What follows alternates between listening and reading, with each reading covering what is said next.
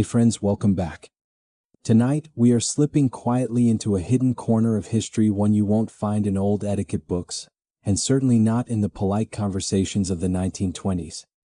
It is a story wrapped in silk, whispered behind closed doors, and tucked into the private lives of millions of women who lived a century ago. We usually imagine the Roaring Twenties as a parade of jazz bands, clinking glasses and dazzling flapper dresses, but behind the glitter and the photos in your history textbook was an entire world of secret routines, unspoken desires, and quiet rebellions carried out in the gentlest, most discreet ways imaginable. Tonight, we are setting aside the grand narratives of speakeasies and smoky city nights to look at something far more intimate: how ordinary women carved out small moments of peace, autonomy, and self-understanding in a society that insisted they should not even acknowledge having inner lives at all. To understand why this private universe mattered so much, we have to step back into the daily reality of a 1920s woman. She lived in a world that adored modernity on the surface: radios, automobiles, department stores, new fashions, rapidly changing social norms, but still clung, often tightly, to old expectations. A woman's worth was measured in her modesty, her decorum, her skill at presenting a serene, effortless household, and her ability to keep certain topics locked away, as if they simply did not exist. Conversations about happiness, emotions, independence, or personal fulfillment had strict limits. Polite society encouraged cheerfulness and beauty, but discouraged candid honesty about what life actually felt like. Imagine starting your day in that world. Breakfast served neatly, stockings pulled straight, hair bobbed but still curled to a standard approved by mothers, neighbors, and the little voice of etiquette books telling you how a proper lady should behave. You stepped into the street knowing every glance, every gesture, every word would be interpreted as a sign of your character.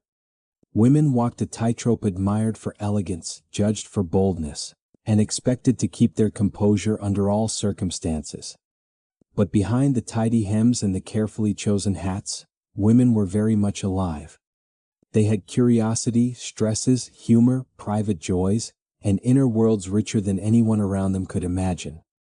And because polite society gave them so few places to express those inner worlds openly, they created their own places: small, secret sanctuaries carved out of ordinary life.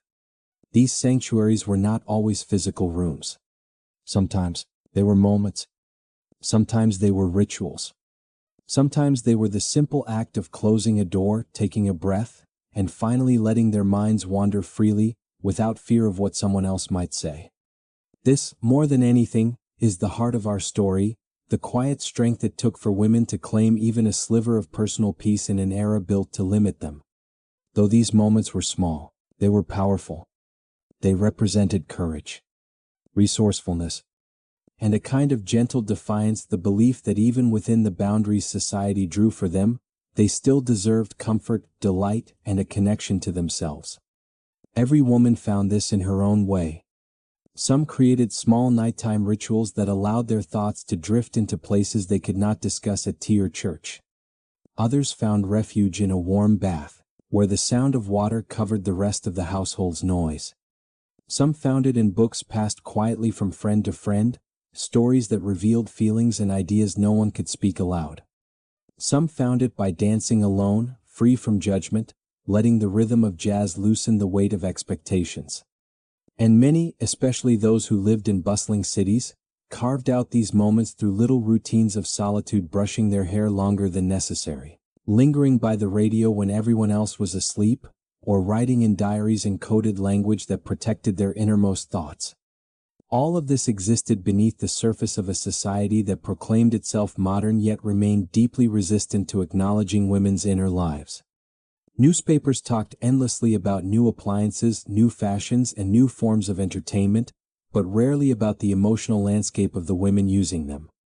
Magazines offered guidance on beauty and household management, but avoided the deeper truth that women were thinking, feeling, yearning human beings with minds that reached far beyond the roles assigned to them. And that is where these private rituals become so meaningful. They were not trivial. They were not silly diversions. They were survival tools, ways to maintain identity, sanity, and a sense of personal truth in a world that often refused to see women as individuals. Each stolen minute was a quiet act of self-preservation. Picture a woman in 1924 sitting in her bedroom at the end of a long day. She has done the cooking, the mending, the errands, the social niceties, the tiny performances required of her from dawn to dusk. Now, in the soft glow of a bedside lamp, she finally exhales. The house is still. The windows are dark. The demands of the day finally loosen their grip. Maybe she opens the drawer of her nightstand, where she keeps a few precious private items. Maybe she brushes her hair slowly, enjoying the simple comfort of the bristles on her scalp. Maybe she lets the radio play a late-night jazz tune that makes her shoulders relax. In that moment, no one is watching. No one is judging. She is not expected to be graceful or charming or cheerful. She is simply herself. These small moments built a bridge between the daily obligations of a 1920s woman and the parts of her identity that had no outlet in public life. They allowed her to feel a sense of ownership over her body, her thoughts, and her emotions, not because society permitted it, but because she claimed it. It is easy today to underestimate how courageous that was. In an age where open discussion about women's feelings or personal needs was seen as improper, even thinking freely became a small rebellion. And yet millions of women did it, day after day, night after night, carving out their own paths toward self-understanding. These rituals also reveal something essential about human nature. When people are not allowed to speak openly about their needs, they find quiet ways to meet them. When society builds walls, individuals carve tunnels. And when the world is too loud, too demanding, too limiting, people seek refuge in the spaces where no one else can intrude. For the women of the 1920s, those spaces were often small but deeply meaningful: a locked bathroom door, a soft pillow, a scented powder, a book with folded corners, a drawer that clicked shut with a secret inside. The beauty of these stories is how universal they feel today. A century later, many of us still turn to similar rituals: late-night reading, warm baths, favorite music, a moment alone to breathe deeply and reconnect with ourselves. We may have more freedom now to talk about emotions or self-care, but the need for private sanctuary, for solitude, for personal comfort has not changed. The women of the 1920s remind us that even in restrictive circumstances, human beings find ways to express who they are. That quiet resilience is part of our shared history.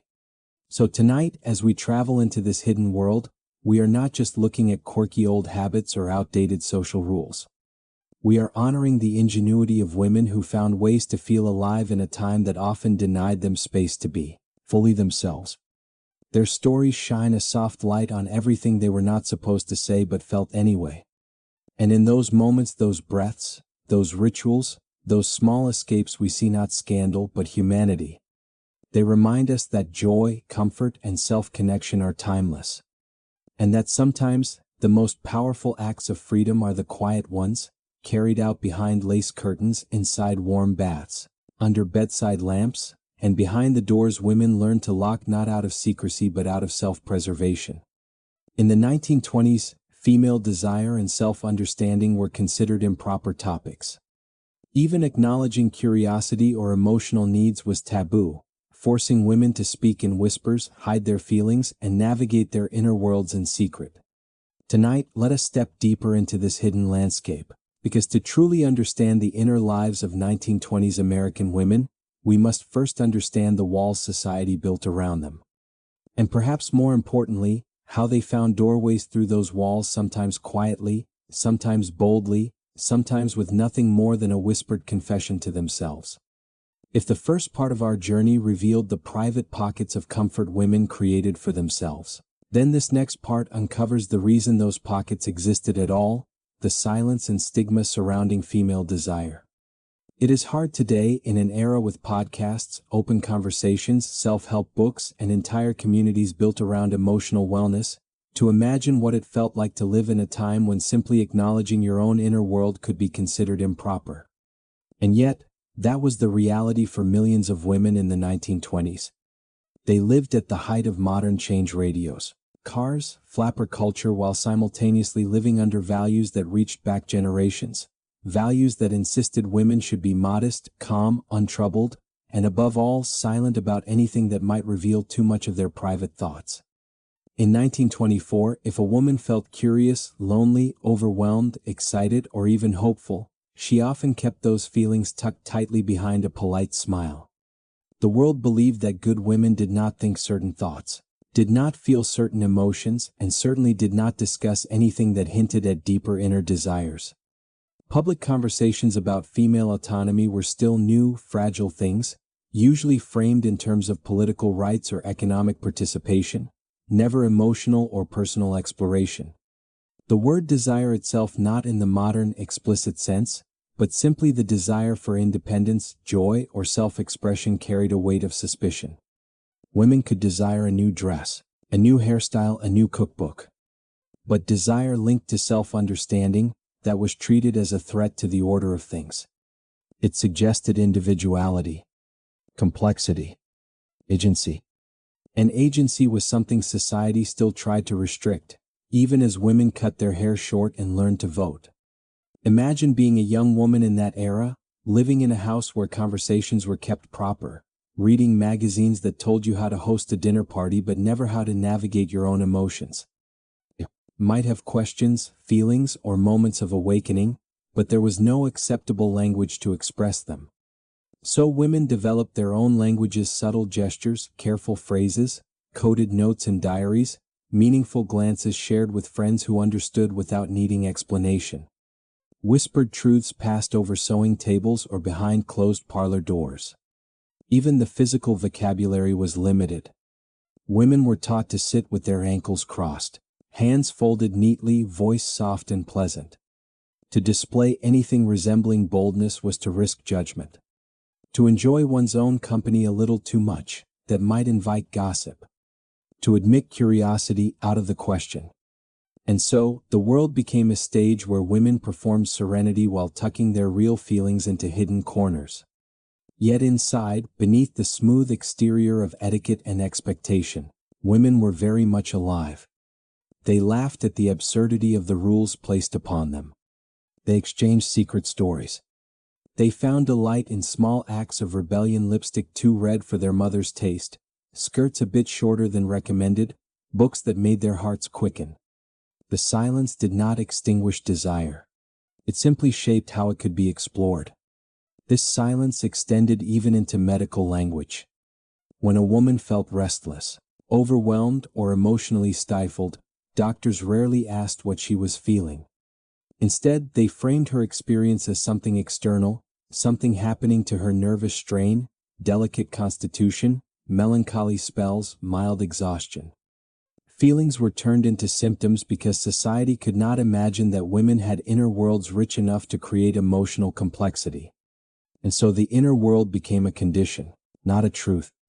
As absurd as it sounds today, even curiosity was medicalized. A woman who asked too many questions might be gently redirected by family members.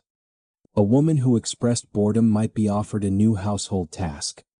A woman who wanted time alone might be told she was withdrawing too much from her duties. It was as though the world feared what women might discover if they spent too long in their own heads. This taboo created a paradox. Women were not supposed to desire anything beyond domestic harmony, yet they were surrounded by modernity. The jazz age pulsed around them with new rhythms, new fashions, new ideas. Radios crackled late into the night with voices that felt intimate and alive. Movies portrayed glamorous heroines experiencing emotions no one discussed at the dinner table. Department stores displayed fragrances, silk slips, and beauty products designed not for practicality but for confidence and sensory delight. Temptation and curiosity were everywhere, not in a forbidden sense but in a human sense. Women were encouraged to look beautiful, but discouraged from enjoying the feeling of beauty. They were encouraged to decorate their homes, but discouraged from claiming space for themselves. They were encouraged to embrace modern life as long as they did it quietly, without disturbing the structures built centuries before them. This tension between the old world of silence and the new world of possibility shaped the 1920s female. experience more deeply than anything else. It meant that each private moment held more weight. A warm bath was not just bathing. It was a rare moment of solitude. A scented powder was not just a cosmetic. It was a sensory escape. A quiet night with the radio was not just passing time. It was a secret meeting with a world larger than one's own home. And because desire was taboo, the very act of acknowledging one's desires even silently became a form of resistance. This resistance was not loud. It did not take the form of protests or speeches. It took the form of tiny, nearly invisible gestures, a woman lingering by her vanity a little longer, admiring the curve of her shoulder in the mirror. A housewife reading a novel that felt a touch too thrilling. A young woman staying awake to listen to her favorite radio host whisper into the late-night static. A flapper dancing alone in her bedroom just to feel the beat of her own heart. These gestures mattered, not because society recognized them, but because the women themselves did. Each one was a reminder: I exist. I feel things. I have an inner world that belongs to me. And in a time when female interiority was dismissed, these reminders were lifelines. Over time, this quiet culture of whispered self-recognition built a network of shared understanding among women. They might not speak openly, but they recognized the same spark in one another. A knowing smile, a joke delivered too quickly, a shared glance over a magazine advertisement. These were signals, as subtle as lace patterns, that said, we know more than we are allowed to say. This silent sisterhood helped normalize private autonomy in ways public discourse could not yet touch. It taught women to trust their own minds, to lean into their own experiences, to build their own rituals of comfort and discovery. And in doing so, it laid the groundwork for future generations to speak openly about the very things the women of the 1920s had to whisper. So when we look back at that era now, it is easy to see only the restrictions, the corsets, the etiquette rules, the expectations. But hidden within those restrictions was a generation of women quietly learning how to listen to themselves. And every time they did, even in the smallest ways, they took a step toward a more open, expressive future. The taboo did not disappear overnight. But the silence cracked slowly, softly, consistently, because millions of women whispered their truths to themselves long before society was ready to hear them out loud. Tonight, let us follow a different thread woven through the private lives of 1920s women, a thread that ran quietly through pharmacies, department stores, mail-order catalogs, and little glass counters lined with polished metal instruments. If the previous part of our story revealed the silence surrounding desire, this part uncovers how that silence shaped an entire industry, one built on coded language, gentle euphemisms, and a kind of almost conspiratorial understanding between manufacturers and the women who bought their products. To understand this strange, fascinating world, imagine stepping into a 1920s drugstore. The front of the shop smells like talcum powder, mint leaves, and freshly unwrapped paper packages. Rows of glass bottles catch the light: cough syrups, skin tonics, headache tablets, remedies for mild anxiety. Behind the counter, a pharmacist in a crisp white coat organizes shelves with careful precision. Everything looks ordinary, respectable, and reassuringly proper. But then your eye catches something strange: a row of devices displayed behind the glass, sleek chrome tools with elegant handles, attachments shaped like little rubber cushions or rounded caps. They sit alongside blood pressure cuffs and thermometers, but they do not quite belong to any medical category you are familiar with. A small card describes them as electric nerve relaxers, muscle stimulators, or remedies for household fatigue. The wording is vague, polite, and deliberately unclear. These machines were the heartbeat of a quiet revolution. Because even though no one said it out loud, millions of women understood exactly why these tools were being sold and why they were sold this way. They were presented as cures for nervous tension, stress-related discomfort, or general feminine unease. Yet these phrases were simply the socially acceptable vocabulary of the time, created to cover for something that polite society refused to name. Manufacturers were not naive. They knew there was a demand, an enormous one, for tools that offered comfort, relaxation, and emotional relief. But they also knew they had to speak in code. Anything too direct would invite scandal. So they chose the language of medicine, etiquette, and household care. They designed advertisements featuring respectable women in modest dresses sitting in tidy living rooms, using the device on their neck, shoulders, or temples. Never lower. Never suggestive. Always proper. And yet, every woman who bought one knew she was not purchasing something for her temples. This delicate dance between truth and marketing created a curious cultural phenomenon. It allowed women to purchase personal wellness tools in broad daylight without ever needing to justify themselves. All they had to do was smile politely and say something like, "I read that this helps with fatigue." Or, "My doctor mentioned something for nerves." The pharmacist would nod knowingly, not out of impropriety, but because this coded system worked well for everyone involved. It preserved dignity in an era obsessed with propriety. It kept conversations comfortable. And most importantly, it allowed women access to tools that brought them peace, relaxation, and a sense of agency over their well-being. Devices like these were not invented in the 1920s, but they became more accessible than ever before thanks to electricity. By the mid-20s, even modest households had electric sockets.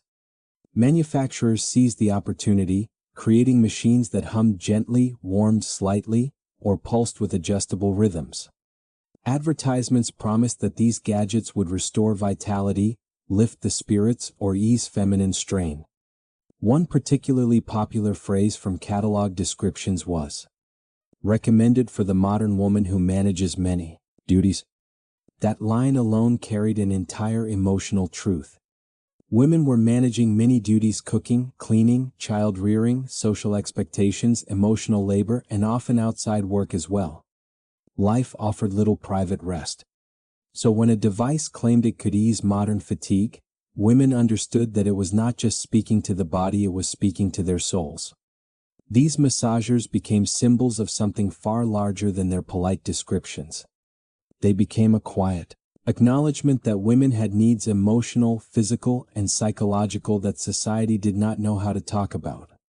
They became a bridge between the invisible emotional landscape of women's lives and the visible world of acceptable consumer goods. Imagine a 1920s woman bringing one home for the first time. She might store it at the back of a dresser drawer beneath folded handkerchiefs. She would wait for nighttime, when the house finally quieted. A lamp dimmed. A window opened just enough to let in the breath of summer air. She would plug in the machine, listening to the soft hum that felt almost like a promise. For the first time all day, she had something that belonged purely to her, a moment, a space, a pulse of comfort she did not have to explain to anyone. In that moment, the device was more than a medical tool. It was a sanctuary. And because these devices had legitimate benefits, relaxing tense muscles, easing headache pressure, calming nerves, they were never framed as indulgences. This was important. Women of that era were constantly told not to indulge themselves. To rest too much was laziness. To seek pleasure was improper. But to seek relief, that was acceptable. That one subtle difference allowed an entire underground culture of self-care to flourish under the banner of health and wellness. The marketing also offered protection. If someone stumbled upon the device, a woman could simply say it helped with her shoulders, or her stress, or her circulation. All true, none scandalous. And because these devices were often painted in soft pastel colors or crafted with elegant Art Deco lines, they looked like harmless household items, stylish, even in a modern home. There was no single type of woman who bought them. Young office workers, married housewives, widows living quietly on their own, teachers, telephone operators, seamstresses. Women from every corner of society found themselves drawn to something that promised comfort in a life that demanded constant composure. Perhaps the most fascinating part of this history is how manufacturers communicated without ever saying the forbidden words. The coded phrases became a language of their own.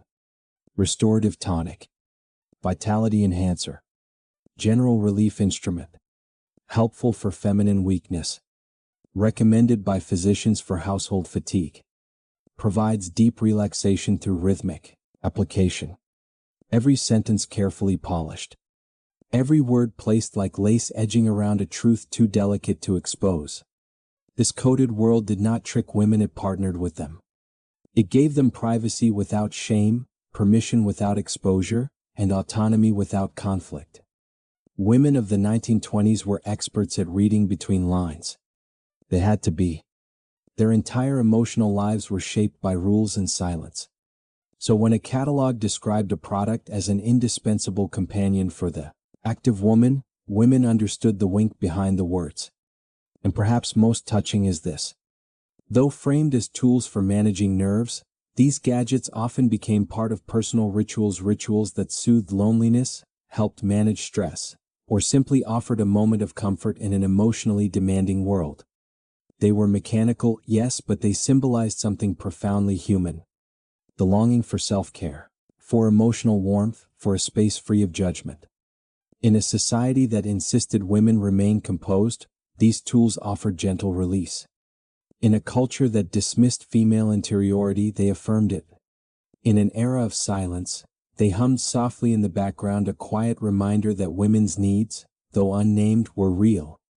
And so, behind the polished counters of drugstores and the respectable pages of mail-order catalogs, an entire world existed just beneath the surface, a world where women found comfort, healing, and a sense of control wrapped in chrome and marketed as medicine.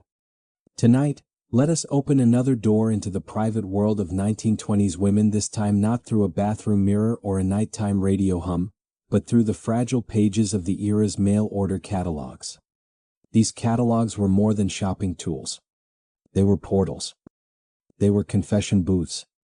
They were silent companions that slipped into homes across America wrapped in brown paper, promising modern convenience while whispering promises that went far deeper than household practicality. To understand the emotional weight of these catalogs, imagine sitting at a kitchen table in the 1920s, long after the evening dishes have dried. The house is quiet. A kerosene lamp glows softly. A magazine-sized booklet lays in front of you, Sears, Montgomery Ward, or one of the lesser-known specialty providers whose names have faded with time. Its pages are filled with everything from washing machines to garden seeds to musical instruments. But tucked between these innocent household essentials is something quite different, a single page, perhaps two, featuring personal wellness devices. The photographs are modest. The descriptions are vague. The fonts are delicate. The phrases gentle, as if the page itself is whispering. You can almost feel the catalog inviting you to read between the lines. Phrases like, a restorative device for tension relief. A modern appliance for managing feminine fatigue. For circulation, vitality, and the comfort of the modern household. Nothing explicit. Nothing alarming. Nothing that would raise eyebrows if someone else glanced over your shoulder. And yet, every woman who lingered on those pages understood what they offered, not scandal but refuge. Not rebellion but relief. In an age where emotional honesty was discouraged and curiosity was contained, the catalog page became a small act of courage. Mail-order shopping suited the era perfectly because it preserved privacy in a world obsessed with appearances. Women did not have to walk into a store and risk meeting a neighbor's eyes. They did not have to speak to a pharmacist. No one had to see their face redden or their voice soften with embarrassment. Instead, they simply filled out an order slip, tucked it into an envelope, and dropped it into a mailbox on a quiet afternoon, perhaps while pretending to send a recipe request or a letter to a distant cousin. A few weeks later, a package would arrive, wrapped in plain paper. No markings. No questions asked. And inside was something that promised more than the advertisement ever admitted. This quiet system created a bridge between a woman's outer life, the polite, polished, ever-controlled life, and her inner world, full of complexity, need, tenderness, and longing for a moment of peace. The catalog allowed two versions of herself to meet without conflict. The public woman remained proper. The private woman felt understood.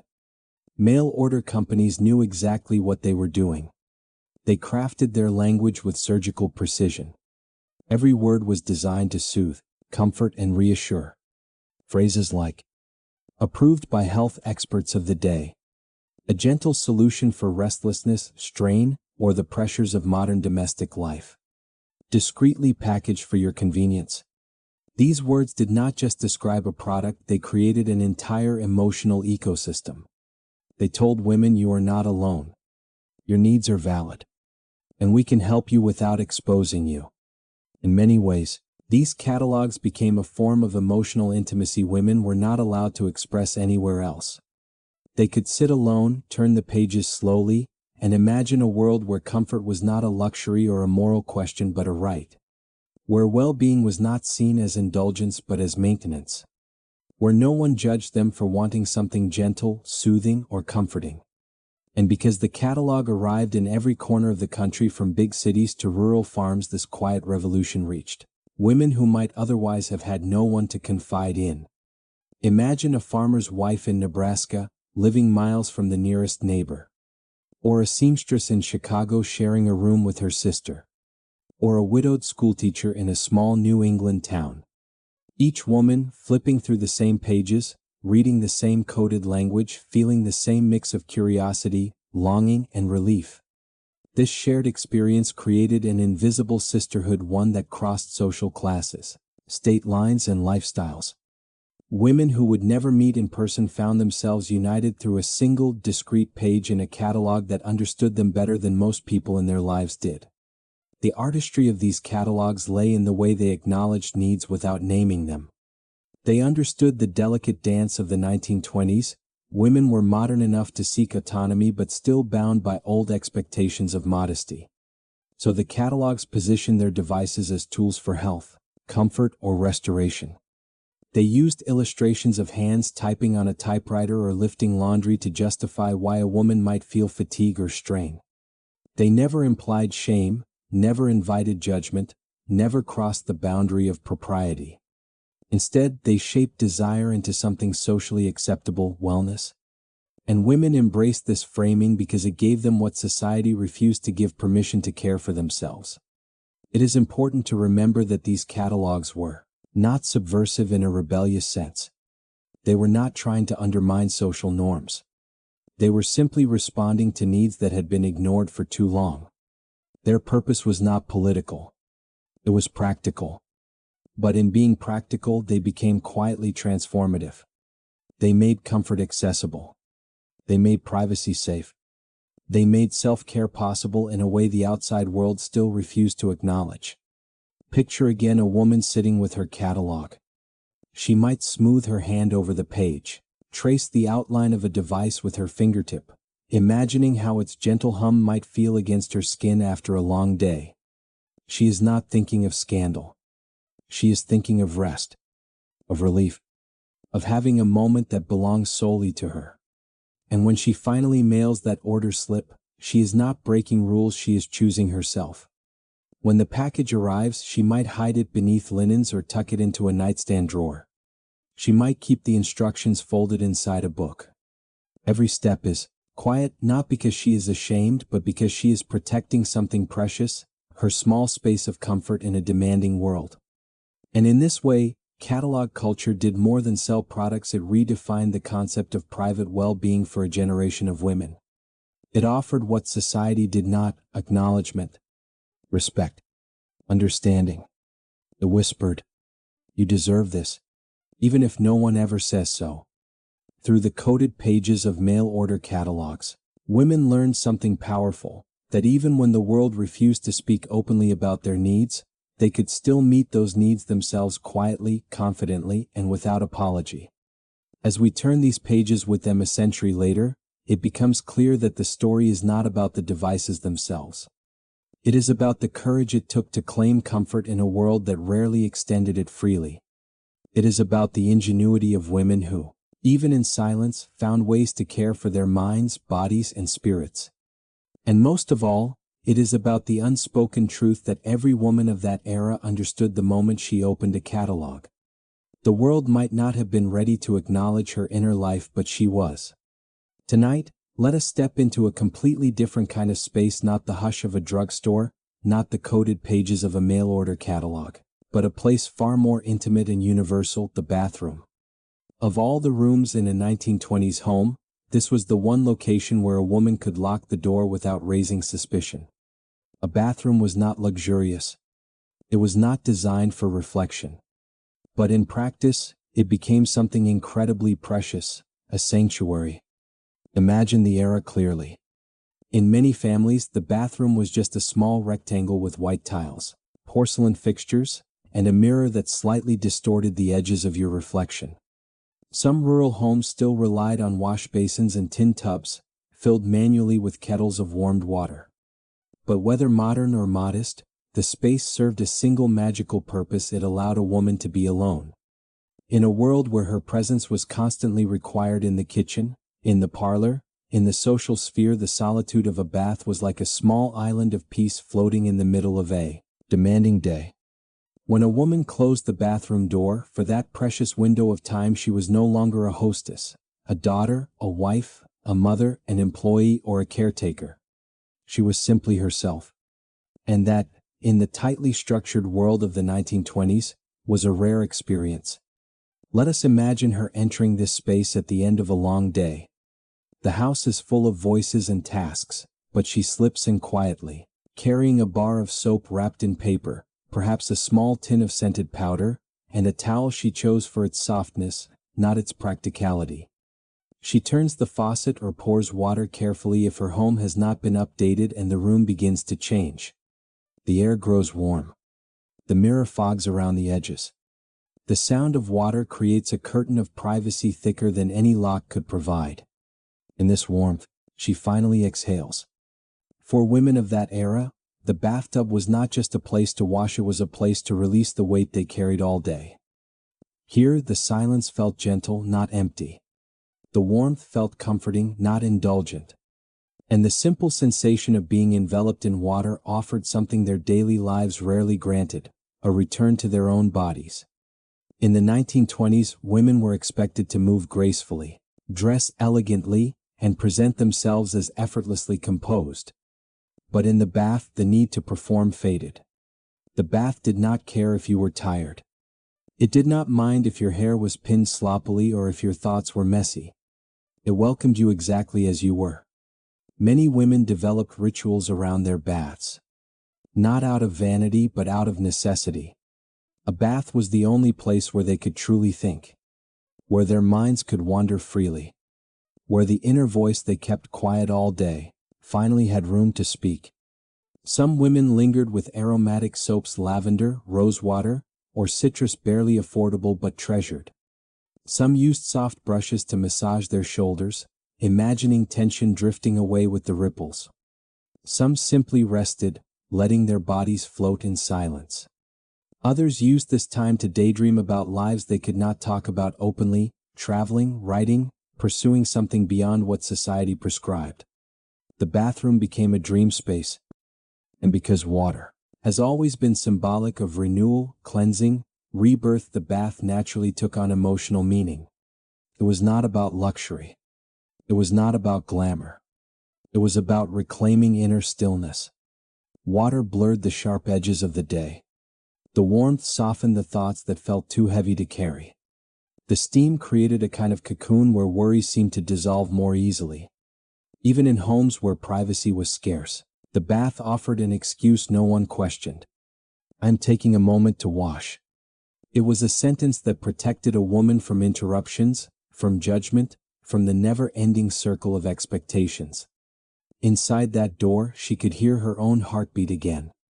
For some, the bath carried memories. Maybe a mother once washed her hair in a warm basin as a child.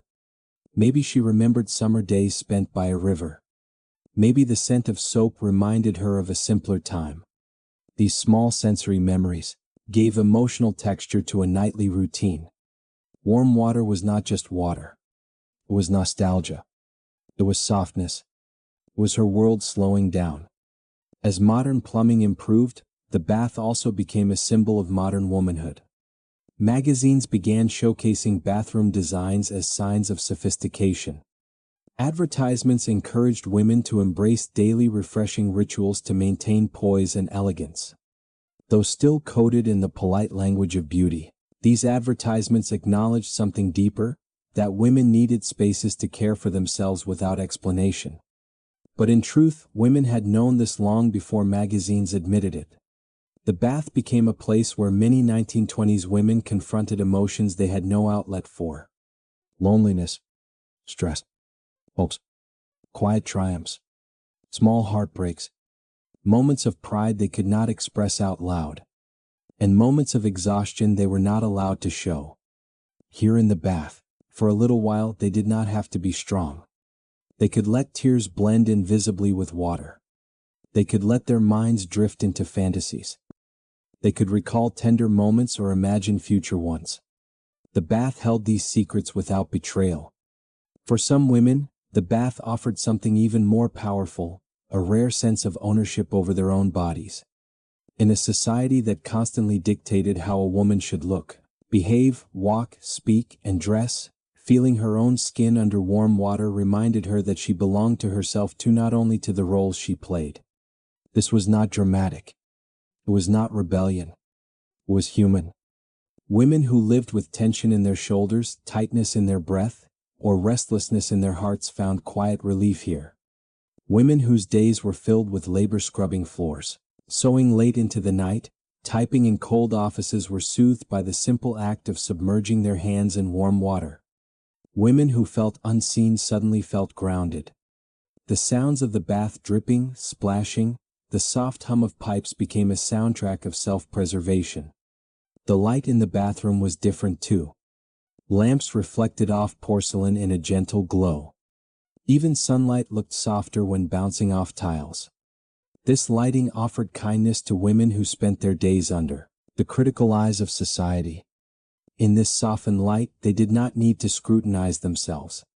They could rest. And rest was the most radical gift a woman could give herself in the 1920s.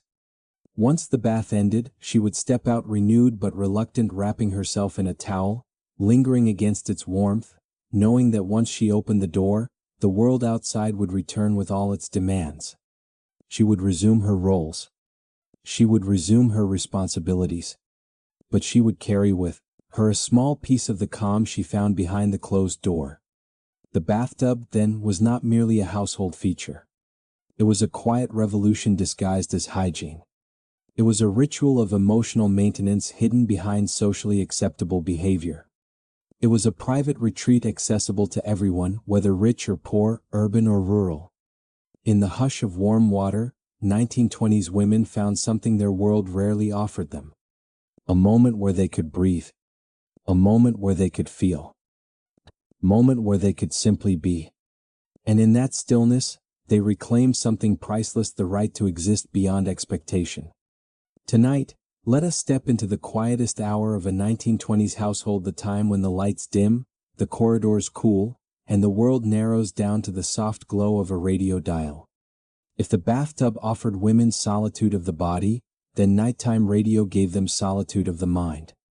And in ways no one at the time quite predicted, radio became one of the most intimate companions. Women had a voice in the dark, a melody that drifted straight into the heart, a small rebellion disguised as entertainment. To feel its impact, imagine a typical home in 1925. The day has been full of clatter, pots hitting stove grates, children calling for attention, footsteps crossing wooden floors, streetcars groaning outside. But by evening the atmosphere shifts. Lamps soften. Curtains are drawn. The house exhales alongside its tired inhabitants. And somewhere in a corner, on a side table, a dresser, or the shelf of a modest parlor, sits a radio. It is a wooden box with a warm yellow dial, a faint buzzing hum, and a fabric-covered speaker. During the daytime, it plays news bulletins, weather updates, and comforting family programs. But at night, when the rest of the house has gone still, it becomes something else entirely. Its glow feels personal. Its sound feels confidential. And for millions of women, it becomes a doorway into parts of themselves they are not allowed to express in daylight. A woman in the 1920s might wait for this hour all day. She might stand by the windows for a moment, checking that the neighborhood has settled into its own hush. She might make sure her chores are finished or at least abandoned with a sense of earned defiance. Then she turns the radio knob, slowly, tenderly, as though waking a friend. Static fills the air for a moment, sharp, crackling, alive. Then a voice emerges. Smooth, warm, calm. A voice trained to sound like it belongs only to the listener. Radio hosts of the time understood something magical. Their words reached people who were alone, tired, reflective, or yearning for a sense of connection. And though they spoke to thousands at once, each listener felt as if the message was meant only for them. For a 1920s woman, whose world revolved around duty and presentation, that singular feeling of being spoken to not as a role, not as an ornament, but as a person was revolutionary. And then came jazz. Jazz was not just music. It was a mood, a permission slip, a pulse that said life could be larger and freer than the narrow pathways society allowed. Even when played softly through small radio speakers, jazz carried a kind of emotional electricity. It made hearts flutter. It made restless minds settle. Woke dreams that had been tucked away like old letters hidden behind a dresser drawer. Late at night, jazz transformed a dim bedroom into a secret world. A world where a woman did not have to maintain poise. A world where she could sway slightly, almost imperceptibly, even if only under a blanket. A world where her thoughts could wander into territories polite society never let her visit. Imagine her listening to a melancholy trumpet drifting gently over the airwaves. The notes bend, stretch, linger. They hold her emotions like delicate thread. Or imagine her hearing a piano rhythm bright with spark and mischief, making her foot tap under the covers a tiny private dance step she would never dare show in public. Jazz was modernity in sound form. It was unpredictable yet tender, expressive yet controlled. Much like the women listening to it, the beauty of late-night radio was that it offered a woman something she rarely had during the day: permission to feel without explanation. If she felt lonely, the radio did not shame her. If she felt hopeful, the radio amplified it. If she felt exhausted, the radio comforted her. If she felt dreams stirring inside her, the radio whispered, "It is all right to imagine." A simple melody could unlock memories from her youth, hopes for the future, or fantasies she never spoke aloud. And there, in the soft quiet of night, she could reflect on her own life with a sense of gentle honesty, something society rarely encouraged. This quiet ritual was not dramatic. It was not rebellious. Yet it carried a kind of quiet courage. A woman who listened to jazz after midnight was not just passing time, she was protecting her inner world. She was nurturing thoughts that had no other home. She was reminding herself that she was more than her daily list of obligations. And the radio understood her need for privacy. Its glow did not judge. Its music did not ask questions. Its voices did not demand a polished smile. In the diary entries of the time, often written in coded language, women described these nighttime moments as my drifting hour, my quiet company, or my soft window into the world. Those phrases reveal something important. The radio created a sense of connection without burden. In a time when a woman's social interactions were full of expectations, etiquette rules, and emotional labor, the radio asked nothing of her. It simply offered presence. Jazz made this presence feel alive. Its unexpected rhythms mirrored the unexpected corners of a woman's inner life. Its soaring melodies made her feel that her dreams were not foolish. Its quiet passages reminded her that her emotions had a place in the universe. Some women listened while brushing their hair. Long, meditative strokes in rhythm with the music. Some listened while lying on their backs, eyes closed, letting the sound become a blanket. Some listened while writing letters they would never send. Some even danced alone in the soft lamplight, small steps, gentle hips, graceful turns, invisible to everyone but entirely real to themselves. These dances were not performances. They were personal affirmations. I am here. I am alive. I feel things deeply. And this moment belongs to me. For women who spent their days being careful with words, careful with posture, careful with emotions, jazz offered a place where they did not have to be careful at all. It did not mind if their feelings were messy. It did not mind if their hearts were complicated. It did not mind if they were searching for something they could not name. The music simply flowed through the room and let them exist. And perhaps the most remarkable part of this entire phenomenon was how universal it became. Women in big cities, small towns, farms, boarding houses, and apartment buildings all shared this quiet ritual. They listened to the same voices, the same songs, the same midnight jazz solos. Miles apart, they formed an invisible community, unspoken, yet deeply connected.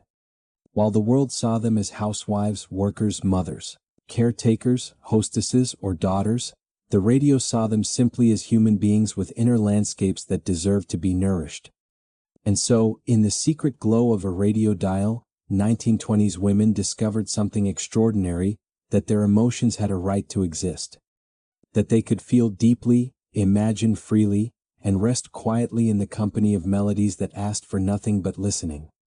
The radio became their nighttime window into themselves. Jazz became the soundtrack to the lives they were not allowed to talk about. And together they created a gentle rebellion, a soft, glowing, humming reminder that every woman has an inner world, whether society chooses to acknowledge it or not. Tonight, let us step into a moment so small and so private that it rarely appeared in diaries, photographs, or letters, yet it existed quietly in countless homes. A moment when the rest of the world slept, when the curtains were drawn shut, when the carpet felt soft under a woman's bare feet, and when the radio hummed a rhythm that seemed to belong only to her. A moment when she stood up, took a breath, and allowed herself to sway, alone in the dim light. This was the secret ritual of solo dancing, a ritual almost invisible to history, yet deeply significant to the women who lived it. To understand why this mattered, imagine again the life of a 1920s woman. Her days were structured, repetitive, full of expectations: set the table, attend social visits, sew, iron, type in an office, manage a household, soothe children, listen politely, maintain appearance, present composure. Every movement she made in public was watched, interpreted, silently judged. Even at parties, dancing was choreographed by rules: foxtrot steps, waltz circles, polite distances, and proper posture. Dancing in public was performance, coordination, presentation. But dancing alone at night, that was freedom.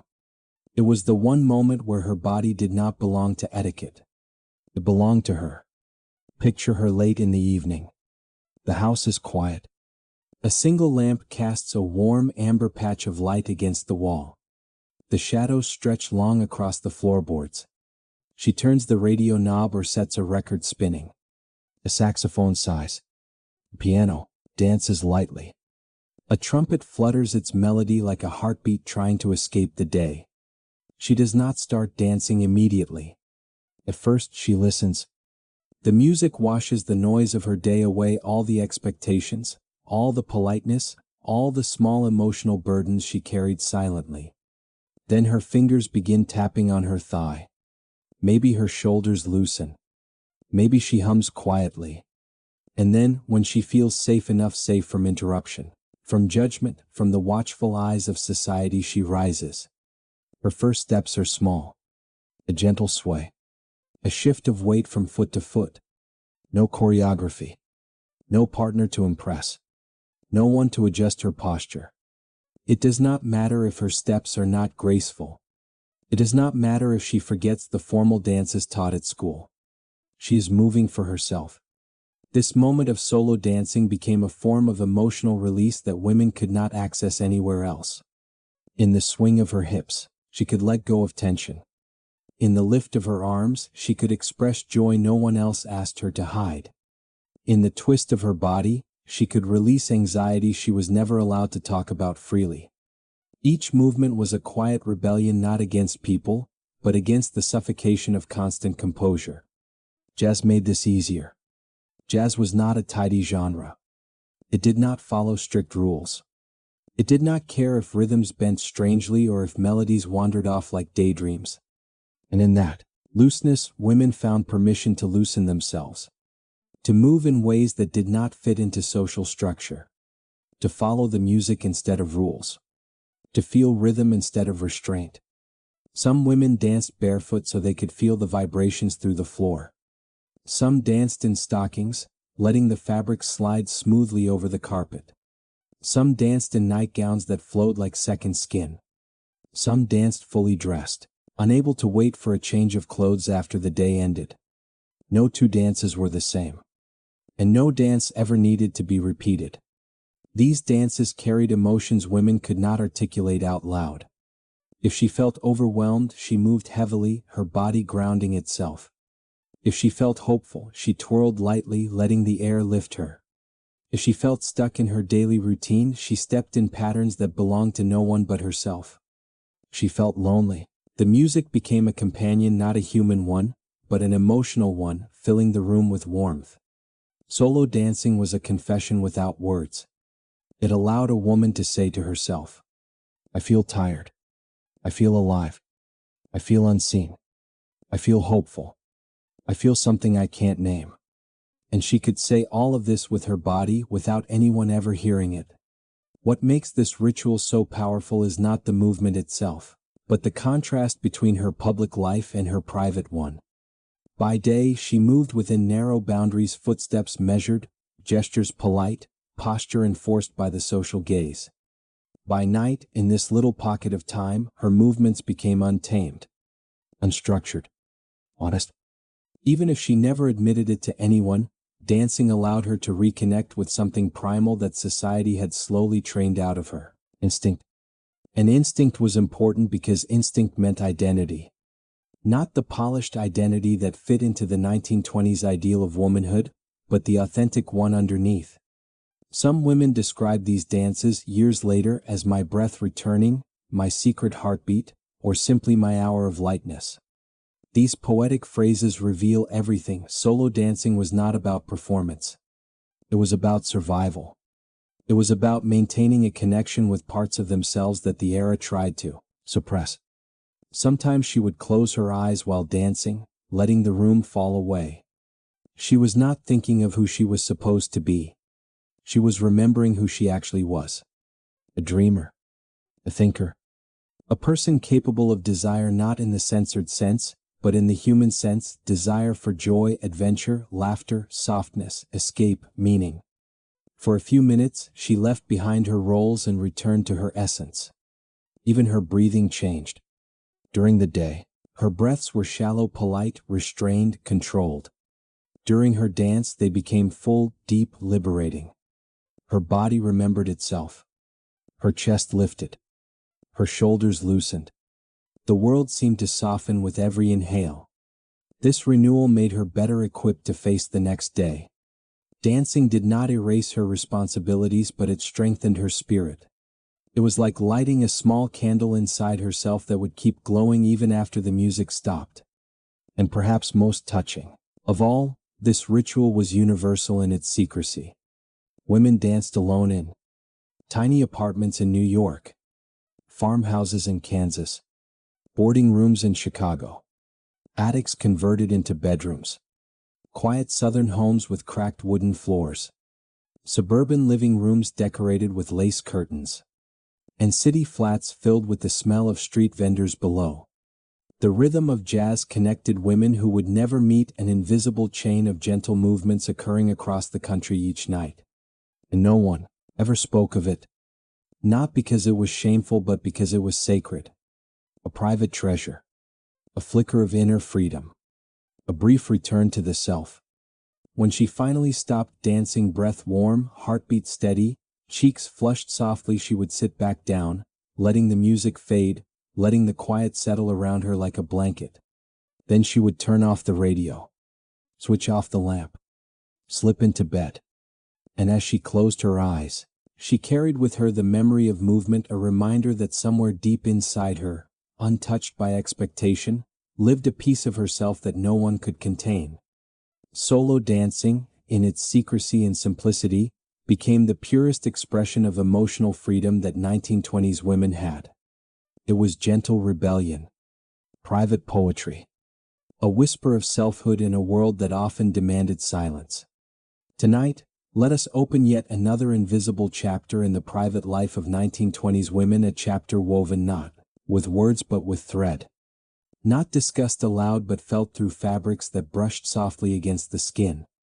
If bathing gave women solitude and radio gave them emotional space, then lingerie, the soft underlayer of their wardrobes, gave them something much more intimate, a sense of self they could carry all day, no matter what the outside world demanded. To understand this, imagine stepping into a woman's room in the early morning. The light is new, pale gold, slipping through lace curtains. On a small chair sits her dress for the day, modest, structured, proper. But next to it, neatly folded, are pieces that belong not to the world, but to her: a silk slip that gleams faintly even in low light, a pair of stockings rolled delicately like petals, perhaps a chemise embroidered with a tiny floral pattern no one else will ever see. These garments were rarely spoken about. They were not meant for display or admiration. They were not part of fashion in the public sense. Instead, they were part of a woman's private emotional architecture, a hidden foundation that shaped how she moved through the world. Unlike outer garments, which followed rules and expectations, lingerie belonged entirely to her inner life. Picture her unfolding a silk slip between her fingers. The fabric falls like water. Cool at first, then warming in her hands. Silk was expensive for many women. Yet even those who lived modestly often saved for one treasured piece, not to impress anyone, but to remind themselves that life could feel beautiful, even quietly. When she slipped it over her skin, she was not thinking of the world outside. She was not thinking of society's expectations or the day's endless tasks, or the subtle pressures to appear perfect. In that small moment, the slide of fabric, the softness at her waist, the whisper of lace against her collarbone, she felt something the rest of the day rarely allowed: inner worth. Lingerie, for 1920s women, became a secret affirmation. Not vanity, not seduction, not display, but a gentle whisper. I deserve softness. I deserve beauty. I deserve moments meant just for me. The world might see her as composed, dutiful, modest, but beneath her dress, she carried a layer of personal truth. The way fabrics felt mattered. Silk was not just smooth, it made her feel refined, even if she lived in a cramped apartment. Satin was not just shiny, it made her feel confident, even if she spent her day in a noisy typing pool. Lace was not flashy, it made her feel delicate in the most human sense, not fragile but cherished. These textures offered emotional comfort at a time when women were encouraged to suppress their emotions.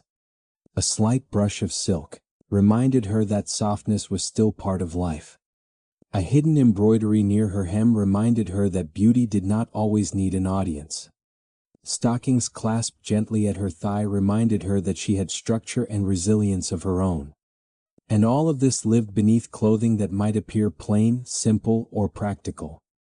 Because the power of lingerie did not lie in being seen by others, its power lay in being known by her. Some women kept a small box for their favorite pieces: satin ribbons, lace edges, silk camisoles carefully folded. Opening this box was like opening a drawer of secrets. The colors were soft blush pink, ivory, dusty blue, warm cream. Shades chosen because they felt kind to the eye, kind to the heart. These garments were more than objects. They were emotional artifacts. When a woman wore fine undergarments, her posture shifted subtly. Not because she wanted attention, but because she carried a sense of inner pride.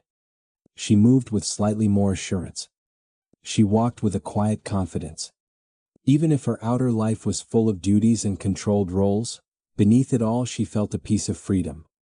And freedom, no matter how small, mattered. Many women lived in environments where external expression was limited. But lingerie allowed them to express themselves internally. They felt bold. They might choose a silk slip with a daring cut at the neckline, though no one else would ever see it. If they felt gentle, they might choose a cotton chemise with tiny embroidered flowers. If they felt tired, they might choose their softest piece, worn from years of washes, comfortable like an old friend. These choices were conversations with themselves. Daily reminders of who they were beyond duties, beyond expectations, beyond the performances required of them. In a sense, lingerie became a woman's first language of self-care decades before the phrase even existed. During a time when people spoke of female modesty more than female identity, these quiet garments helped women reclaim a sense of selfhood. They were not meant to challenge society directly. They were not political statements. They were private affirmations that said, "I am more than what the world sees." The 1920s were an era of transition. Hemlines rose, hair shortened, and the idea of the modern woman began to bloom. But even before society recognized women as modern, lingerie helped them feel modern inside themselves. Slips replaced older, heavier corsets. Fabrics grew lighter. Movements became freer. Even if outer fashion changed slowly, the inner transformation was immediate. A woman could feel liberated long before she was allowed to look liberated. And for many, lingerie served as a reminder of adulthood, not in a burdensome way, but in a celebratory one. It symbolized autonomy, control, choice, ownership over something intimate and personal. Imagine her on a morning when she feels weary. She slips into a silk chemise and feels a quiet comfort settling around her. She fastens her stockings, feeling the gentle snap of the garter. She smooths her hands down the satin at her hips and thinks, if only for a second, everything will be all right. This is not luxury. This is resilience stitched into fabric. Throughout the day, while sweeping the porch, typing letters, folding laundry, riding a streetcar, she carries this layer of quiet empowerment under her clothing. No matter how chaotic the world becomes, she knows something soft touches her skin. Something beautiful, even if unseen. And in this secret beauty, she holds on to a part of herself that no one else controls. It is easy, a century later, to underestimate the emotional significance of such simple garments. But for women who had little room to express themselves openly, lingerie was a private rebellion of tenderness in a world that often demanded hardness. It told them that softness was not weakness. That beauty was not vanity. That intimacy with oneself was not selfish. That identity could be worn quietly, beneath everything else.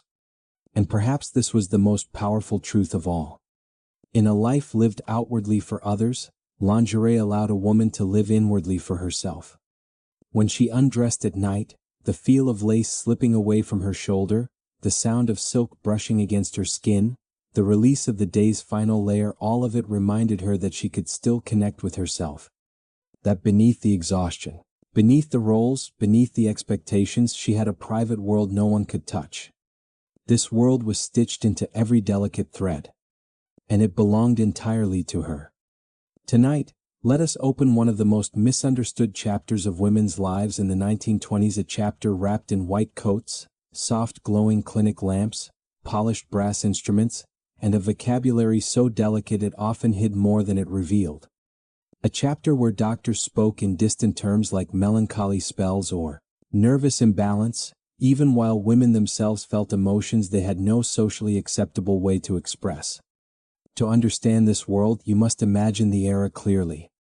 The 1920s were a time of rapid change: cars, radios, telephones, jazz, urbanization, yet emotional understanding lagged far behind. Women were expected to be composed, gentle, pleasant, and untroubled. When they struggled with stress, loneliness, exhaustion, or emotional weight, society did not know how to interpret these feelings. Instead of acknowledging emotional truth, it created a medical label for it: hysteria. Hysteria was a word so broad, so vague, that it became a kind of catch-all drawer where society placed any emotion in women it did not understand: sadness, anxiety, restlessness, frustration, boredom, or simply the desire for a life larger than the one assigned. Once a feeling became a condition, doctors believed it needed a treatment. But the treatments themselves were rarely about curing anything. They were about offering comfort in a world unwilling to admit that women had complex emotional lives. Picture a clinic in 1923. The waiting room is quiet. Soft ticking from a clock. A faint smell of polished wood and menthol. Magazines neatly arranged, all featuring serene women on their covers. A woman arrives, her gloves buttoned, her hat pinned neatly. She sits politely, though her hands are clasped a little too tightly in her lap. She has come because she feels something she cannot name or something she cannot say aloud without being misunderstood. When the doctor calls her in, his tone is gentle, practiced. You have been overworked. You need rest. You are delicate. You have nervous strain. He might ask a few questions, but rarely about her emotional life. He does not ask about loneliness, unmet dreams, or the invisible burden of expectations. Instead, he prescribes a therapy for relief, a treatment framed as clinical and respectable, yet designed to soothe a woman's nerves in ways physical rest alone could not. The word therapy in the 1920s carried a strange dual meaning. It was medical, yes, but it also served as a socially permissible cloak for emotional needs women were not allowed to express. Therapies might include gentle massages for circulation, calming electrical treatments for nerve balance, a light-based therapies meant to lift the spirits, warm compresses for muscle fatigue, rest cures in quiet rooms with soft music, all of them framed delicately, scientifically, politely. But beneath all this polite language lay something simple. Women needed comfort. They needed stillness. They needed kindness. But the world was not ready to admit that emotional needs were real needs. So medicine stepped in, not knowingly, not maliciously, but in a clumsy attempt to help without challenging social norms. These treatments often took place in softly lit rooms with curtains partially drawn. The smell of lavender oil or eucalyptus might hover in the air. A nurse might prepare warm towels. A doctor might speak in reassuring tones, even if he did not fully understand what the patient was feeling. The environment was crafted to convey safety. And in truth, that safety mattered more than the treatments themselves. For a woman who spent her life caring for others, being cared for even for half an hour was transformative. The medical setting gave her an excuse to receive this care without guilt. She did not have to justify needing comfort. The doctor said she needed it, which meant it was allowed. Proof. Respectable. And so women came, often regularly, not because they were ill, but because these treatments offered emotional release disguised as medical necessity. The language of diagnosis, stress of modern life, nervous tension, digestive unease, excess worry was not accurate, but it opened a door society refused to open emotionally. Behind closed clinic doors, women let themselves close their eyes during a treatment, something they rarely did at home. They allowed their minds to soften. They allowed their breathing to settle. They allowed themselves to exist without performing a role. Some women felt tears prick their eyes during a session, tears they would never allow outside that room. Not because they were ashamed, but because no one else in their lives ever gave them space to release emotion. The nurse might look away politely, pretending not to notice. Professional discretion. A quiet mercy. Others felt their shoulders finally drop, the tension they carried since childhood loosening slowly. Others found the rhythmic motions of massaging devices or the hum of therapeutic machines strangely comforting, not because of their medical effect, but because for once, someone was tending to them without asking anything in return. And perhaps most significantly, these treatments validated something profound. A woman's emotional experience was real enough to require care. Even if the vocabulary was outdated, even if the diagnosis was misguided, the act of acknowledging that women needed rest and comfort mattered. These clinical spaces became the only places where a woman's inner life was indirectly recognized. Not openly, not with emotional depth, but recognized nevertheless. Imagine her leaving the clinic after a session. The street outside feels louder by contrast. The wind sharper. The noise of the streetcar brighter. Yet she walks differently. Lighter. Her body feels grounded. Her mind feels clear. And for the rest of the day, though she returns to her duties, she carries within her the memory of that quiet room, its calm, its warmth, its permission. Did the therapy cure her? No, because there was nothing to cure. The condition was simply her humanity struggling against the rigid expectations placed upon her. But the comfort, the moment of rest, the chance to breathe, the feeling of being tended to instead of tending to others, That was real. That mattered. Some women visited clinics weekly, others monthly, others only once or twice, yet remembered the experience for years afterward, not because the treatment itself was remarkable, but because it was one of the few times someone acknowledged their exhaustion without judgment. It is tempting to view these treatments with modern eyes, to critique the medical misunderstandings of the era. But doing so would miss the emotional truth that made these therapies so significant. They allowed women, in an era of silence, to be vulnerably human. They gave women a socially acceptable way to say, "I am tired. I need support. I can't carry everything alone," even if they never said those words aloud. In this sense, the medical world of the 1920s, flawed as it was created unexpected sanctuaries. Rooms where women found a form of healing that society did not know how to offer them. And perhaps the most poetic truth of all is this: behind every treatment was not a cure, but a quiet moment where a woman finally felt seen. Seen not as a helper, not as a hostess, not as a caretaker, but as a person with an inner landscape deserving of care. And even though the terminology has faded, the emotional need it tried to address remains as timeless as the women who walked through those clinic doors a century ago. Tonight, we turn to one of the most intimate sanctuaries of all, a world made not of silk, water, or music, but of words. Quiet words written in small notebooks. Whispered words printed in secret chapters of paperbacks.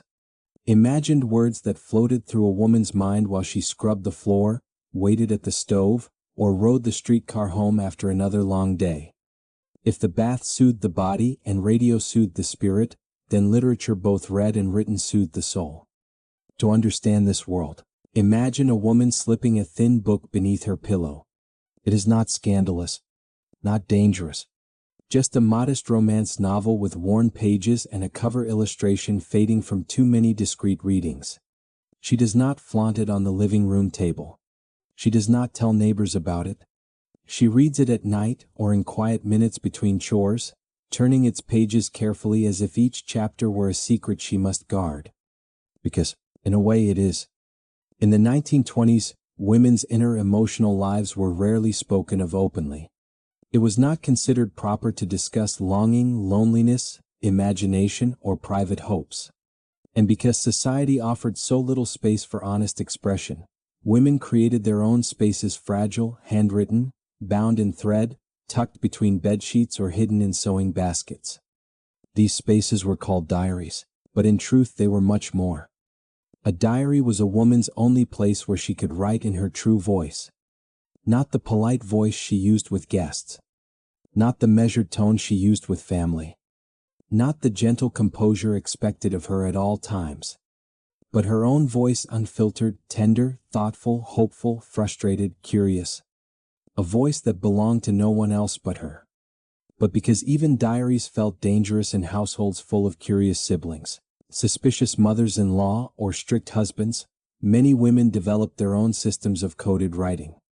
Some wrote in a mix of languages, English sprinkled with Latin, French, or phrases remembered from school. Some used metaphors so ambiguous that only they could understand their meaning. Some wrote emotions as weather patterns. Storm approaching. Quiet fog today. Warm breeze in the afternoon. Some invented symbols only they could decipher. The act of writing itself was not merely recording life, it was claiming emotional ownership of it. The diary allowed her to confess. I felt overwhelmed today. I wish things were different. I miss a part of myself I can't speak of. I dream of something beyond this town. She did not need permission. She did not need validation. She did not need anyone's understanding. Her diary understood.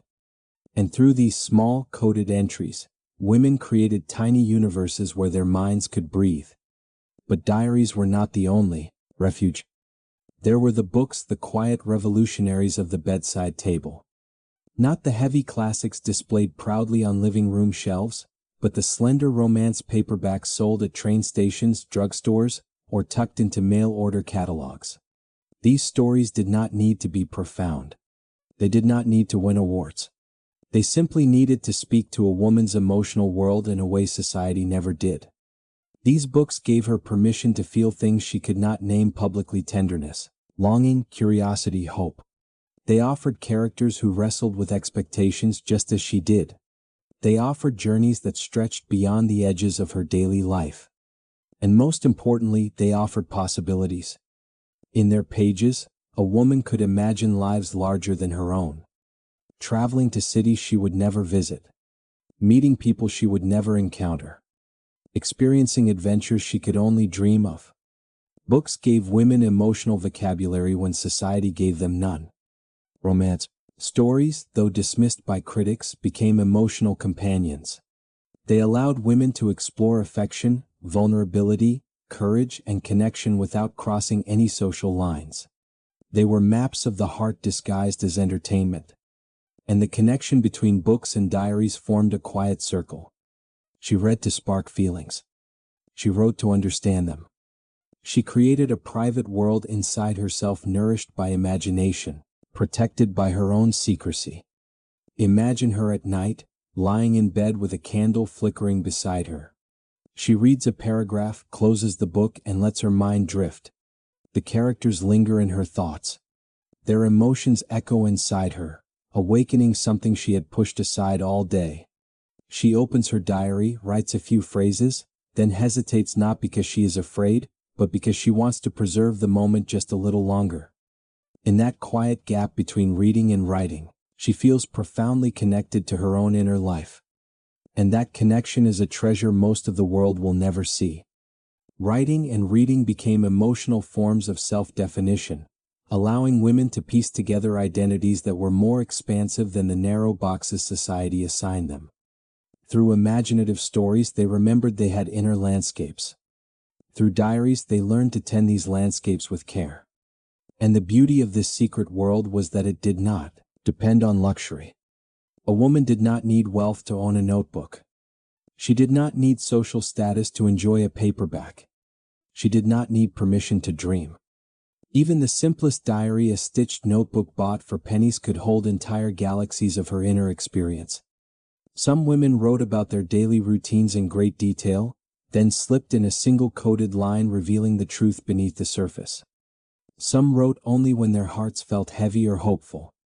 Some used diaries as a mirror, others as a compass. Some left pages blank for months, then filled them with a sudden flood of emotion. And some, in moments of courage, wrote openly without code, trusting that their diary would protect them as fiercely as they protected it. These diaries became emotional time capsules. They preserved the quiet battles women fought internally. They recorded dreams society never asked about. They captured hopes society never encouraged. They held the truths women whispered only to themselves. In the privacy of ink and paper, women reclaimed pieces of themselves. Even in marriages where conversation felt distant. Even in households where emotions felt tightly controlled. Even in workplaces where they were expected to be mechanical and precise. Even in towns where gossip could destroy reputations. The diary knew her in ways no one else did. And as for imagination, that vast, shimmering world inside her mind, it was not just escape, it was sustenance. Through imagination, she learned to see herself not as a supporting character in other people's lives, but as the protagonist of her own. She wrote small scenes in her mind, walking through a city street alone, buying flowers for herself, learning a craft, traveling on a ship, or simply sitting quietly in a place where no one demanded anything from her. Imagination gave her agency long before society did. And as she navigated the emotional obstacles of her era, imagination gave her a soft landing. A place where she could dream safely. A place where she could understand herself gently. A place where she could rehearse futures she might one day pursue. The world saw her as composed. Her diary knew her as complex. Her books knew her as curious. Her imagination knew her as limitless. Together, these three created a private emotional universe that helped her survive and even thrive in a society that was not designed to hear her inner voice. It is easy, a century later, to see diaries and romance books as trivial. But to the women who lived quietly in the shadows of expectation, they were lifelines, tender, fragile, handwritten lifelines. They reminded her that she had a voice, even if she was not allowed to use it publicly. They reminded her that she had depth, even if the world preferred her shallow. They reminded her that she had dreams, even if she never spoke them aloud. And they reminded her, most of all, that she had a rich, layered, emotional self-worth preserving. Tonight, we step out of the clinic and away from the coded pages of secret diaries. We step back into the home, but not the home as a place of endless tasks or expectations. Instead, we enter the home the way only a woman living inside it would know it, not as a stage of chores, but as a constellation of tiny sanctuaries hidden in plain sight. Because even when the world offered little space for women to rest, they carved out small pockets of refuge in the most ordinary places. To understand this, imagine a quiet corner of a 1920s living room. The lamplight is soft. The ticking of the clock is steady. On the surface, it looks like an ordinary evening scene. But to the woman who lives here, this corner might be her favorite refuge, a spot where she lets her thoughts breathe. It could be an old armchair with a cushion that remembers the shape of her back. It could be the 3 wooden floorboards near the window where the afternoon sun always lands.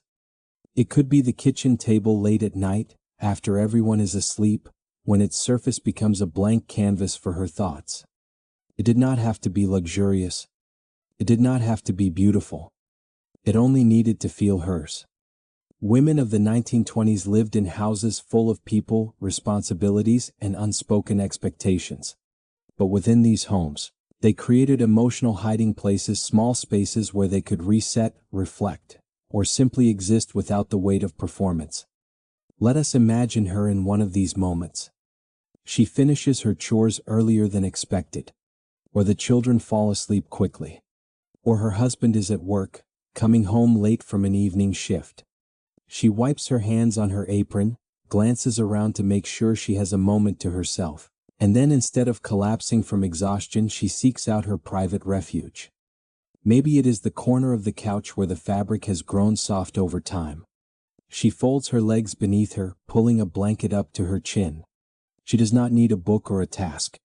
She just sits there, letting silence wash over her.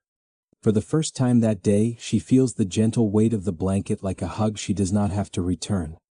Or maybe it is the kitchen. There is something magical about kitchens at night, the way the lamps make everything golden, the way the shadows pool under chairs, the way the room finally stops demanding anything from her. She pours a glass of water, leans against the countertop, and lets her mind drift. The clink of the glass against the sink is the only sound. A simple domestic object becomes a companion in a moment of quiet clarity. Or maybe it is her bedroom, not the bed itself, but the little stool beside the vanity.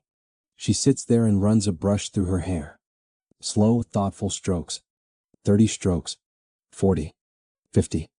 She watches herself in the mirror, not for beauty, not for judgment, but for presence. For proof that she is still there underneath everything the day has painted onto her. These moments seem small, insignificant, even, but to a woman whose emotional life must remain silent, these moments become lifelines. Sometimes the refuge came from objects rather than spaces. A teacup she always chose because it fit perfectly in her hands. A shawl knitted years ago that still smelled faintly of lavender. A ribbon she tucked into her pocket because the color made her feel hopeful. A well-worn cookbook that reminded her of her mother's voice. A cushion she hugged loosely while staring out at the moonlit street. These small things grounded her in her own humanity. Because in a world that treated women's emotions as inconvenient, women learned to hide their feelings in objects and, quietly, to take them back out again when they needed comfort. Imagine her holding a teacup close to her chest on a cold evening. The steam warms her skin. The scent calms her. The cup becomes more than an object, it becomes a vessel for her inner world. It holds her thoughts, her fatigue, her hope for an easier tomorrow. For these brief minutes, she allows herself to pause, breathe, and just be. Or picture her smoothing her hand across a table she has polished 100 times. But this time, instead of seeing it as a chore, she sees it as a moment of grounding, the grain of the wood beneath her palm, the coolness, the familiarity. The table is not just furniture. It is an anchor. Some women found sanctuary in everyday tasks too, not because they loved the tasks themselves, but because certain movements allowed their minds to wander freely. Folding laundry became a kind of meditation. Sweeping the floor became rhythmic, almost soothing. Grinding coffee beans in the early morning became a ritual that reminded her she had control over small pieces of her day. These tasks offered predictable comfort in a world full of unpredictable expectations. A woman in 1927 might knead dough, feeling tension leave her body each time she pressed her palms forward. She might hum softly to herself. And in those moments, the act became a form of quiet healing disguised as domesticity. She was not performing. She was not being watched. She was not fulfilling a role. She was letting her breath find its natural rhythm again. Even the act of arranging flowers in a cheap vase could become a reminder that beauty existed in small places. She might take her time, adjusting petals, trimming stems, appreciating the gentle colors. And as she worked, she reclaimed a sense of gentleness that life often denied her. Sometimes the refuge was not a place or an object, but a moment. The moment right after sunset, when the sky turned velvet blue. The moment right before dawn, when the house was so quiet she could hear her own heartbeat. The moment when she stood by the window, watching a single street lamp glow like a guardian of the night. These were the moments when she felt most herself. In these fragments of peace, she did not need to be strong. She did not need to be gracious or composed. She did not need to tuck her feelings behind her smile. She did not need to be perfect. She just needed to feel human. And everyday objects, soft pillows, worn fabrics, familiar scents gave her permission to exist without pressure. She found refuge in the scent of bread, baking, in the sound of a kettle whistling, in the gentle creak of her rocking chair, in the softness of warm socks, in the way lamplight flickered against the wallpaper. These tiny comforts stitched themselves into the emotional fabric of her life. It was not that she needed grandeur. She needed grounding. She needed reminders of herself. And so she made sanctuaries out of the simplest things because the simple things were hers. No one questioned them. No one controlled them. No one judged them. They were small islands of autonomy in a life filled with tides of expectation. Even the layout of her home became a secret emotional map. This chair for thinking. That drawer for small treasures. This corner for rest. That quiet hallway for private tears. The back porch for stolen breezes in the evening. No one else knew the meaning of these spaces. But she did.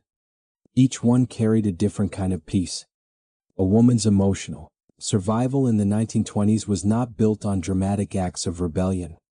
It was built on quiet ingenuity, her ability to create meaning out of the mundane, to build private sanctuaries out of ordinary life, to transform simple objects into small sources of strength. And in this way, she wove a hidden world beneath the surface of her daily routine, a world filled with tenderness, resilience, and quiet hope. A world no one else saw, but one she carried with her. Every single day. Tonight, we arrive at the last chamber of this hidden world, the place where individual struggles, quiet rituals, private comforts, and secret longings softly merge into something larger than any single woman. A place woven not from objects or moments, but from human connection. A place shaped by the silent, loyal, intuitive bonds women formed with one another in an era that rarely acknowledged their emotional depth. Because beneath the surface of the 1920s, beneath corsets, chores, composure, routines, diaries, and coded medical language, there existed a network of women who understood one another without needing to explain a thing. Call it sisterhood. Call it alliance. Call it shared humanity. Whatever the name, it was real, powerful, and quietly transformative. To feel it, imagine a 1920s woman stepping out of her house on a busy morning. She carries grocery bags or laundry, or a stack of envelopes for the post. She seems poised, steady, politely pleasant. But beneath this exterior lies the same emotional landscape we have walked through in all the previous ideas: longing, burdens, tenderness, curiosity, fatigue, small joys, quiet dreams. Now imagine her passing a neighbor woman on the street. Just a nod. 2 seconds. Yet in that glance, an entire conversation takes place, one that neither could ever speak aloud. Tired today. Me too. Hanging in there. Doing my best. Let us keep going. This was the language of sisterhood, unspoken, intuitive, invisible to those who did not know how to listen. Throughout the 1920s, women supported each other in ways history books rarely record. Their support was not loud or political, though some participated in activism. It was emotional, domestic, ordinary, sacred. They helped each other breathe. They kept each other afloat. They saw one another's interior lives even when society insisted those inner worlds did not exist. Some friendships were obvious: shared recipes, garden visits, sewing circles, church groups, lunch breaks behind office buildings. But others were far subtler. A neighbor who brought warm bread by chance on a day she sensed the other woman needed kindness. A co-worker who slipped an uplifting note into a friend's desk drawer. A sister who brushed her sibling's hair silently, knowing the simple gesture might help ease a difficult day. A friend who shared a book with pages already worn, saying only, "You might like this one," meaning so much more. These gestures were not trivial. They were survival. Because women of the 1920s lived in a world where expressing emotional truth openly was considered improper, their friendships became the hidden spaces where truth was allowed to breathe. Imagine two women sitting together in a small parlor on a winter afternoon. One knits, the other reads. Neither says much. But the silence between them is gentle. It is a silence that says, "You do not need to pretend with me. You do not need to be perfect. I know the weight you carry because I carry my own." In this quiet companionship, emotional walls softened, sometimes without a single sentence. Sisterhood also grew in shared tasks. Women washed clothes together at public laundries. They chatted while shelling peas.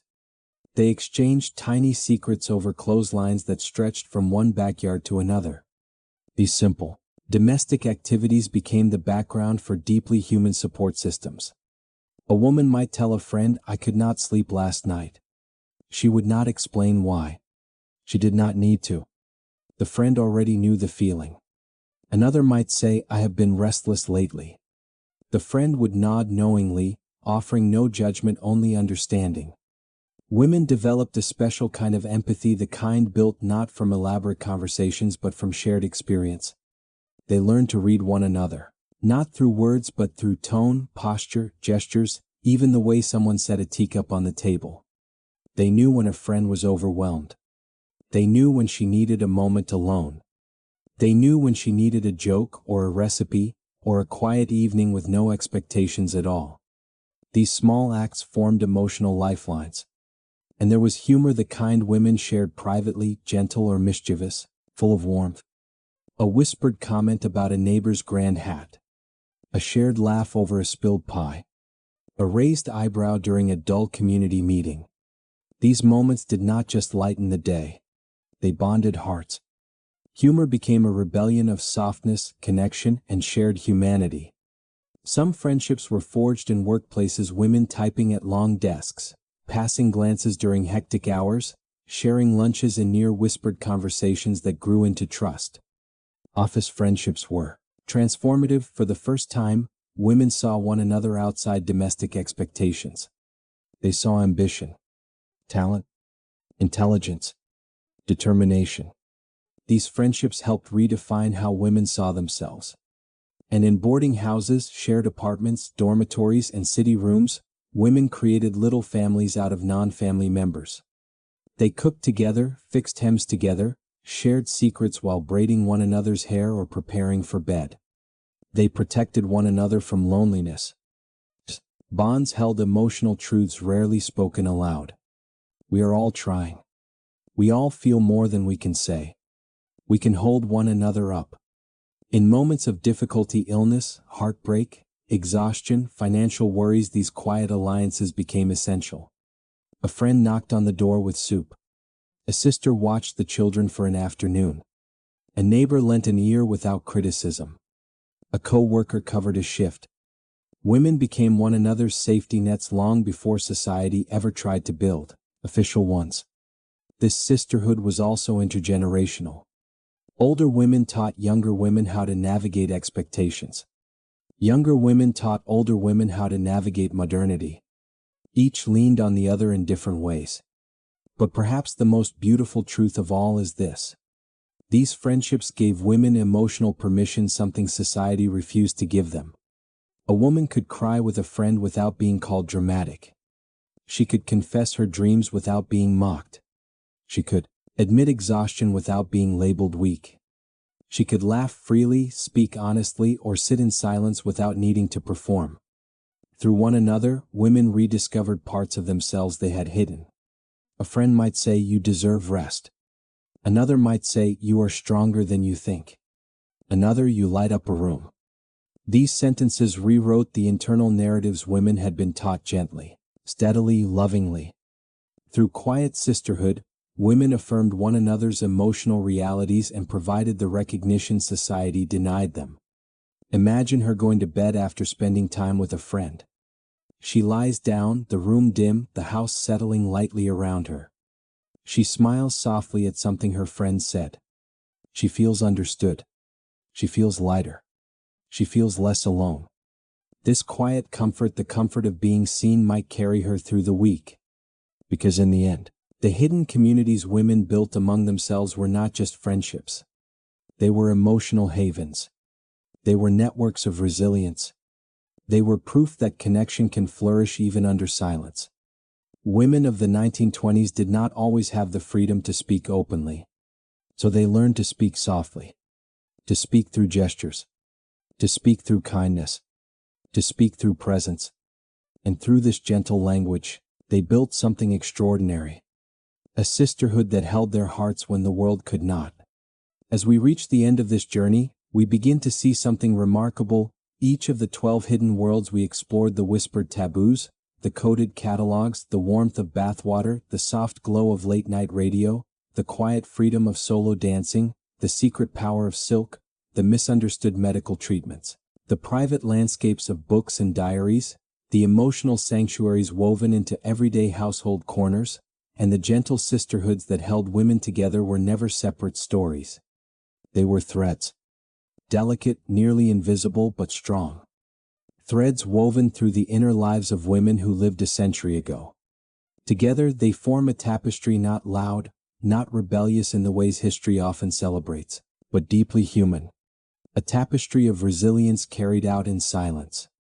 Of small joys hidden beneath layers of expectation. Of resistance expressed through softness. Of strength shaped not through confrontation but through care. What we discover in these stories is not simply the hardship of being a woman in the 1920s. We discover the beauty of their inner worlds, how they nurtured themselves in private, how they reclaimed moments for their spirits, how they protected the parts of themselves the world refused to see. These women were not merely surviving. They were preserving themselves. In the hush of ordinary rooms. In the rhythm of secret rituals. In the pages of hidden journals. In shared looks between friends. In the softness of fabrics only they ever touched. In moments of dancing when everyone else had gone to sleep. In stories they read under blankets. In the warmth of water that washed away a day's burdens. In laughter shared quietly so as not to wake the children. In kindness passed from one woman's hands to another's. Their world may have been restricted, but their inner lives were boundless. They built sanctuaries out of the smallest things. They turned ordinary life into emotional refuge. They learned to hold themselves gently even when the world did not. And as we close this chapter, we honor not just their struggles but their artistry, the artistry of living softly in a world that demanded hardness, of finding freedom in private corners, of tending inner gardens no one else ever saw. Perhaps, in listening to their stories, we are reminded of something timeless. That self-care does not always look like grand gestures. Sometimes it is a warm bath, a familiar chair, a secret notebook, a favorite song, a shared smile, a single moment where the heart feels safe. These women left no monuments, no manifestos, no roaring speeches. But they left something stronger. A legacy of quiet resilience, the kind that lives in the everyday, the ordinary, the deeply personal. A reminder that even behind closed doors, humanity breathes its fullest. Thank you for walking with me through these private worlds, for listening, feeling, and remembering the lives that history often overlooks. And now, as we close the door gently behind this story, I want to say, thank you for being here tonight. Thank you for spending this quiet moment with me. Wherever you are, whatever day you have had, I hope you find your own little sanctuary, your own softness, your own place to breathe. Good night, everyone. And until we meet again, take gentle care of yourself.